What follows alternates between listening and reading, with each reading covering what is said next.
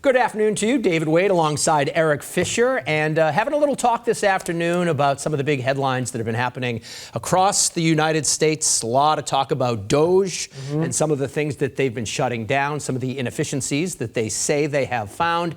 And that has snuck into the weather world. It has. As they have taken on NOAA.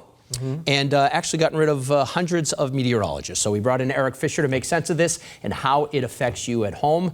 So let's dive right into it. What exactly is happening here, Eric? So what's happening is the same thing that's happening in a lot of government agencies. They're looking to basically, let go of the people who are, by law, are the easiest to let go of first. Okay. And in the case of government employees, it's probationary employees, which means they've been in service for a short amount of time, under a year or two, or they just took a new job, which also includes people who were just promoted.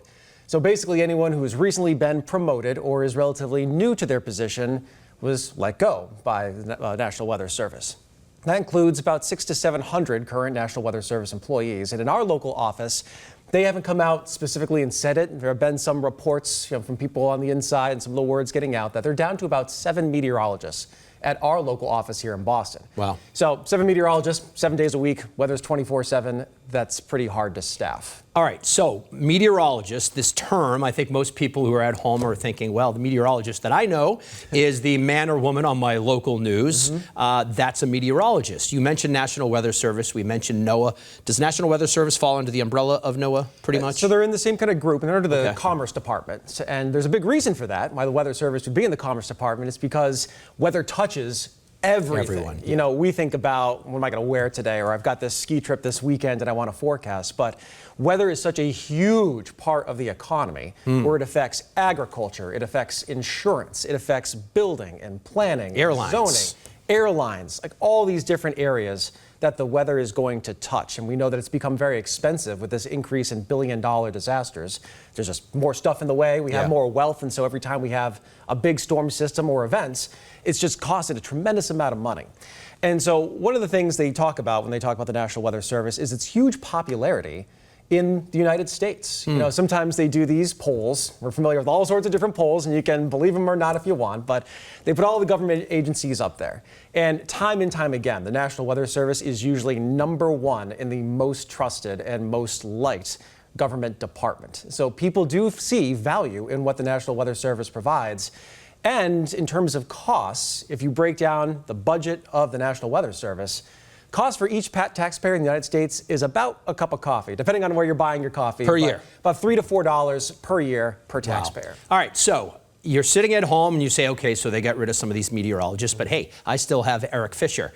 Tell me why these meteorologists are so important, even for you, who most of the time is sort of looking at the data and making your own forecast. Why are these meteorologists and these agencies so important to what you do?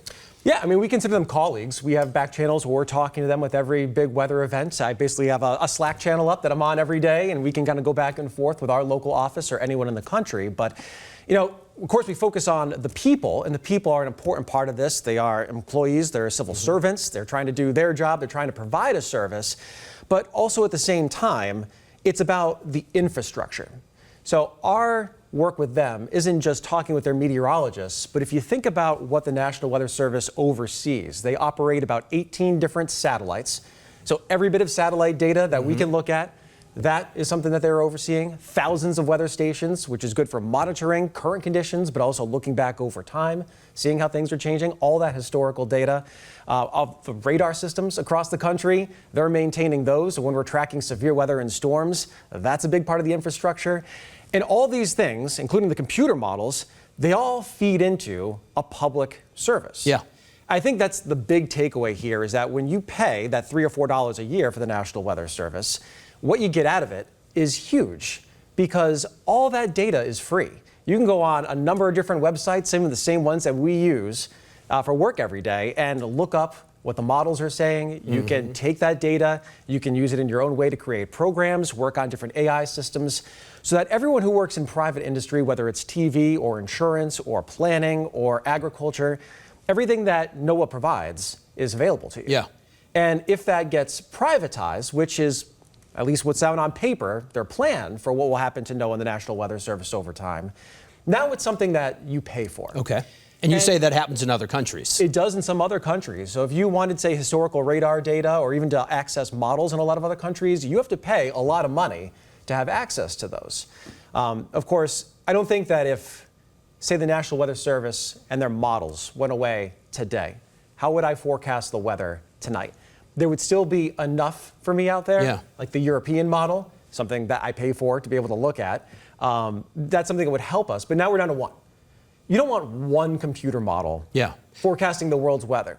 And just a visual on that, when we have a hurricane that's maybe coming up the eastern seaboard and you put up the spaghetti model where you have all these different lines, those are all different models showing you what might happen. And you're saying the fewer people there are in these agencies, the harder it is to get the data to give you those different scenarios. Yeah, if that data becomes something that's behind a paywall, I think that's a big problem. This is not a new idea. This came back up in around 1995, and there was a lot of talk about privatizing NOAA. So say you sell off the satellites to X company, and you sell off the radars to another company, and some modeling to another company. Now, those companies might try to provide the best possible product, but you also might end up getting, say, a tornado warning sponsored by the Home Depot or whatever the case may be. You might pay $10 a month to get the fastest warnings. You might, instead of paying the $3 in taxes that you say. Right. When it's a public thing, you own it. You have already paid for all of that. The Weather Service does not need clicks and likes. They have no need for that. There is no business model for them. They just provide a service. And I think you kind of tread into a dangerous area when all of a sudden people are paying for tiers of data that might be better for some people and worse for others instead of just everyone having it. Then it's what can you afford? It benefits all of us, So let me ask you, if you're here at home and you're watching here on the stream and you say, all right, well, that's Eric Fisher's problem, okay? There are more than enough meteorologists that are still with NOAA and the National Weather Service. How will this affect me on a daily basis? Researching this story a little bit, one of the meteorologists let go was somebody who's in charge of predicting tsunamis, right? Big deal for public safety. Another person was somebody who flies into these hurricanes. Every time we have a hurricane story, you have that brave person who's in this plane flying right into it to get you this important data. If things were to change, if there were more meteorologists let go, if the federal government decided to privatize this type of information, what does it mean for that person at home? Does it mean that, and I know you're not a huge app fan, does that mean that I can't go on the app anymore, or that the information on the app is not as good? Tell me how it affects me. I'm sitting at home on a Wednesday afternoon and there's a storm approaching. Yeah, I mean, apps are obviously easy and a lot of people will use them. If not every day, then at least occasionally. Those apps have free data because you've already paid for it. Yeah. All the data that goes into an app is coming from American modeling. It's not coming from the European model that they would have to pay for. So now apps might not be free anymore. Maybe they have to pay for something else and then they're going to pass that on to you. Obviously, they're not going to pay for it. They're going to charge you $10, $20 a month or whatever it might be to get that weather information. And some people might say, well, fine, but if you're going to pay $10 a month to get the free information, why not pay $3 a year and have everyone have the free information? That would be my take on it anyway. I think just having everyone own something that is a service to everyone is important. There are certain parts of life and business that if you privatize, it makes a lot of sense. For something that touches so many lives and so many industries, I think it's kind of a dangerous road to put a price tag on it. And so you end up getting tiers of people who have that information. All right, I have two more questions for you. The first one, right now, 5% of this agency is gone, and I think a lot of people, even if you do not believe in DOGE, people think, well, there's too much government, there are too many people. Do you think the amount of people that they have gotten rid of at this point is causing a big issue, or is your worry more that down the line there'll be even more cuts? I think down the line, the plan might be to have even more cuts or just to get rid of it. They're already canceling some leases, by the way, of the buildings that NOAA and the National Weather Service use. There are some slated to be canceled. We'll see if that happens or not. I don't think it's actually gone through just yet. I think I have a couple of concerns. One is going to be that people won't want to go into civil service like the National Weather Service. I've talked to a lot of people who, their whole life, their dream was to have that job and to tell people that they're in danger, like to give them useful information, to let them know that, this is what's going to happen, this is how you can prepare. And if you're kind of killing the morale off and really reducing it so that it's really difficult for these people to work at their jobs, then the kid who's graduating college right now, who's been fascinated in meteorology, they might go into, learn to code is kind of the saying out there, and just like program an AI model, but you may not still get the best people either. You might not get the best people, and you might lose that human touch, which I do think is important in the communication side of business. We can't all just look at an AI model or an app and have that tell us the whole story. Sure. You still need someone to break down that information who understands it. Not to mention with tone and with, when I'm listening to you do the weather, I get a sense of what you're saying, and I get an understanding of your tone and whether or not I really need to be worried, something you don't get perhaps on an app. All right, my final question for you, and this one's going to be a little controversial. Okay. All right, so we're going to make our way into this. During one of the hurricanes, I think it was the one that hit North Carolina last year. Was that Helene? Was that Helene? Helene, okay. There were actual Republicans who were tweeting out that the Democrats were controlling the weather. Okay, so there's information out there that we know is not true. Okay, but there are climate change deniers, and I think there are some people who believe that these cuts against NOAA and the National Weather Service are one way of saying, you know what, you guys have been peddling misinformation and now we're going to get rid of you. Do you think that the quarrel over climate change is something that's affecting what's happening here with DOGE? I do, and the reason for that is that's what they wrote. I mean, what we've seen so far and what's been happening has been generally kind of page per page, Project 2025, which is available and anyone can go read it, and you can go flip to, I think it's page 674, and that's the part on NOAA and the National Weather Service. And there it says that NOAA is part of the climate change, basically alarmism industry, and so we are going to dismantle it. So I think they've already said, it's not just an opinion piece, it's on paper or on a printed screen, that is part of what they're going for. And they've taken away like the ability to kind of go for a federal grant and mention climate change. They're already making these sorts of changes.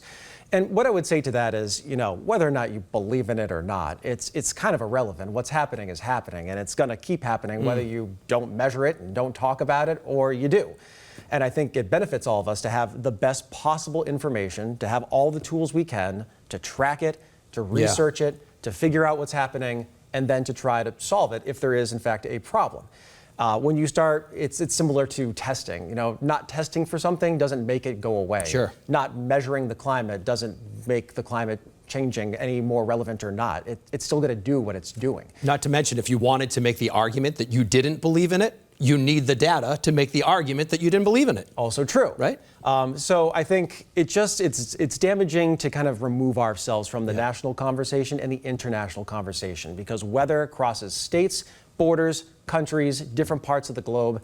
If everyone isn't working cooperatively here in Europe, in Australia, in Japan, anywhere in the country, then everyone suffers. Sure. You can't have this big gap in the planet over the United States or North America where we're not taking weather collection and weather research seriously. All right, well, I love these conversations with you about the weather because I think we always learn something from our scientists. We try. And it's certainly a big topic to find out what these cuts mean.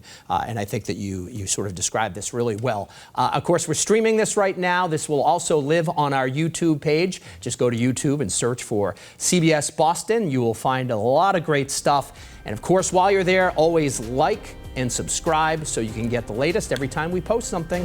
We appreciate you joining us this afternoon. Enjoy the rest of your day.